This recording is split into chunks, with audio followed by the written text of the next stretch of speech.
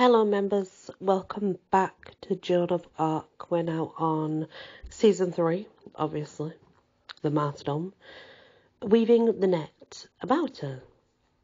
It was necessary for me to have some way to gain bread for Noel and myself, and when the Pirons found that I knew how to write, I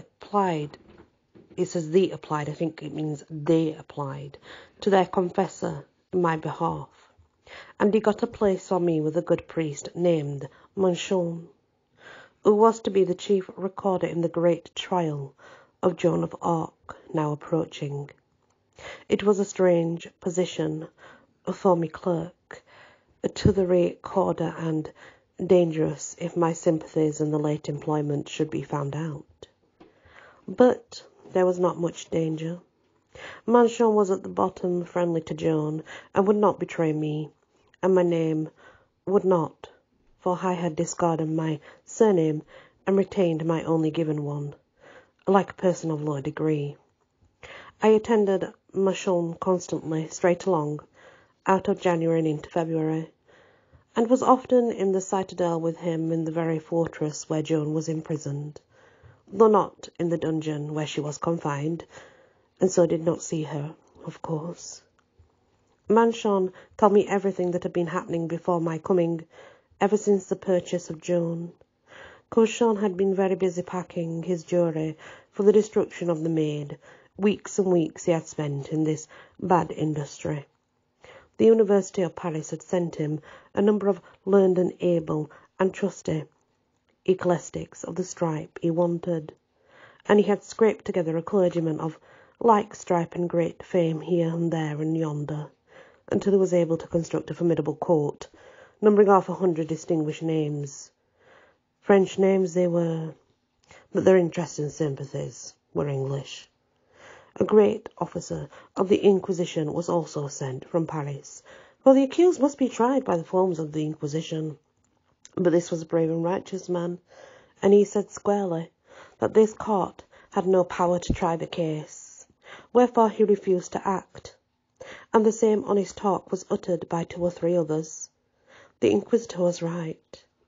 The case, as he resurrected against Joan, had already been tried long ago at Poitiers, and decided in her favour. Yes, and by a higher tribunal than this one, for at the head of it was the Archbishop, he of Reims, Cauchon's own metropolitan. So here, you see, a lower court was impudently preparing to try and redecide a course which had already been decided by its superior, a court of higher authority. Imagine it. No, the case could not properly be tried again. Cauchon could not properly preside in this new court, for more than one reason. Rouen was not in his diocese. Joan had not been arrested in her domicile, and was still Dom Remy, and finally this proposed judge was the prisoner's outspoken enemy, and therefore he was incompetent to try her. Yet all these large difficulties were gotten rid of. The territorial chapter of Rouen finally granted territorial letters to Cauchon, though only after a struggle and under compulsion. Force was also applied to the Inquisitor, and he was obliged to submit. So then, the little English king, by his representative, formally delivered Joan into the hands of the court, but with this reservation. If the court failed to condemn her, he was to have her back again. Ah, dear. What chance was there for that forsaken and friendless child? Friendless. Indeed, it is the right word, for she was in a black dungeon, with 6 brutal common soldiers keeping guard night and day in the room where her cage was, for she was in a cage, an iron cage, and chained to her bed by neck and hands and feet. Never a person near her whom she had ever seen before, never a woman at all. Yes, this was indeed friendlessness. Now it was a vassal of Jean de Luxembourg who captured Joan and Compiègne, and it was Joan who sold her to the Duke of Burgundy. It was Jean who sold her to the Duke of Burgundy. Yet this very the Luxembourg was shameless enough to go and show his face to Joan in her cage. He came with 2 English earls, Warwick and Stafford. He was a very poor reptile. He told her he would get her set free if she would promise not to fight the English any more. She'd been in that cage a long time now, but not long enough to break her spirit. She retorted scornfully, "Name of God, you mock me? I know that you neither the power nor the will to do it." He insisted. Then the pride and dignity of the soldier rose in Joan, and she lifted her chained hands and let them fall with a clash, saying, "See these? They know more than you, and can prophesy better. I know that the English are going to kill me, for they think that when I am dead they can get the kingdom of France. It is not so. Though there were 100,000 of them, they would never get it."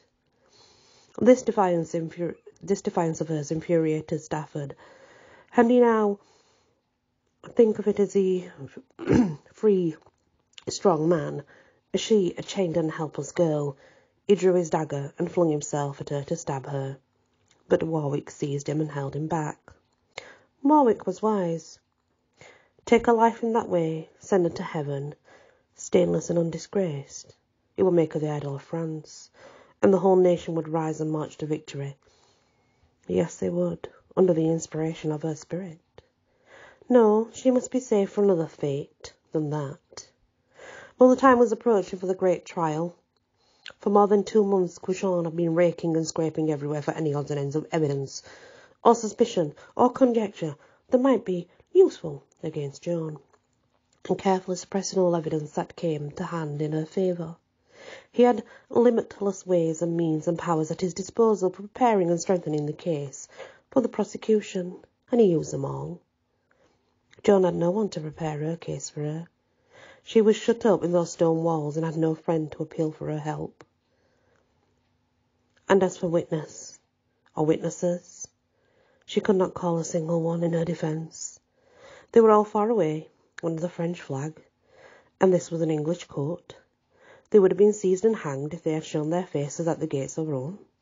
No, the prisoner must be the sole witness for the persecution, witness for the defence, and with a verdict of death resolved upon before the doors were opened for the court's first sitting.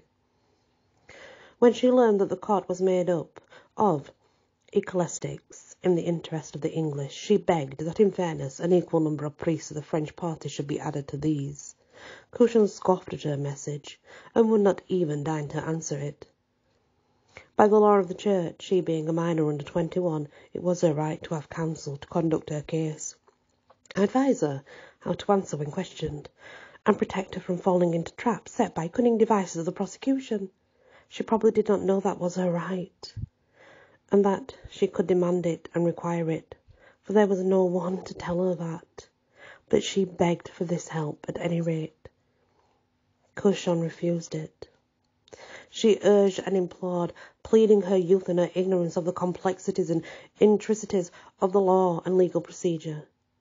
Cushon refused again, and she must get along with her case as best she might by herself. This heart was a stone. Cushon preparing the process verbal. I will simplify that by calling it the Bill of Particulars. It was a detailed list of charges against her, and formed the basis of the trial. Charges. It was a list of suspicions and public rumours. Those were the words used. It was merely charged that she was suspected of having been guilty of heresies, witchcraft, and other such offences against religion. Now, by the law of the Church, a trial of that sort could not begun until a searching inquiry had been made into the history and character of the accused, and it was essential that the result of this inquiry be added to the process verbal and form part of it.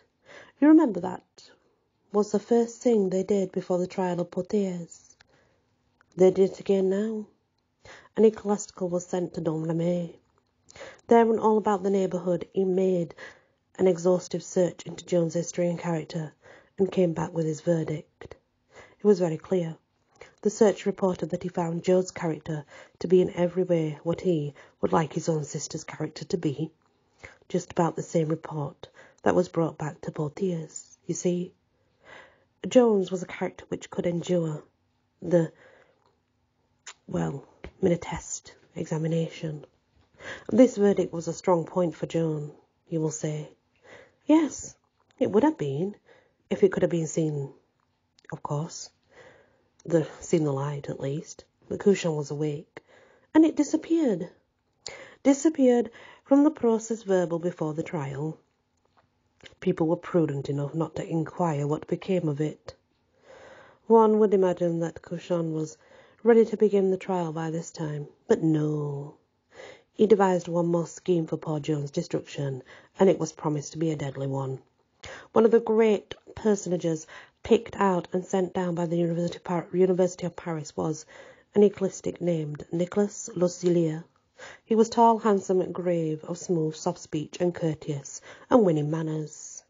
There was no seeming of treachery or hypocrisy about him, yet he was full of both. He was admitted to Joan's prison by night, disguised as a cobbler. He pretended to be from her own country. He professed to be secretly a patriot. He revealed the fact that he was a priest. She was filled with gladness to see one from the hills and plains that were so dear to her, happier still to look upon a priest, and disburden her heart in confession. For the officers of the church were the bread of life, the breath of her nostrils to her, and she had been long forced to pine for them in vain. She opened her all innocent heart to this creature, and in return he gave her advice concerning her trial which could have destroyed her, if her deep native wisdom had not protected her against following it. You will ask, what value could this scheme have, since the secrets of the confessional are sacred and cannot be revealed? True, but suppose another person should overhear them. That person is not bound to keep the secret. Well, that is what happened. Cushan had previously caused a hole to be bored through the wall, and he stood with his ear to that wall and heard all. It is pitiful to think of these things. One wonders how they could treat that poor child so. She'd not done them any harm. And that's the next part of Joan of Arc. Very sad indeed. Very, very sad. You know, she's locked in a dungeon, basically, chained by her neck, her feet and her hands to a bed.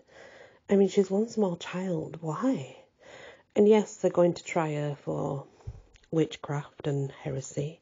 And she did neither of those, by the way. She was innocent to all of that. It was all lies. It was made up. They wanted rid of her. This was the only way they could get rid of her. By lying and scheming. Absolute madness. Thank you for listening, and many blessings.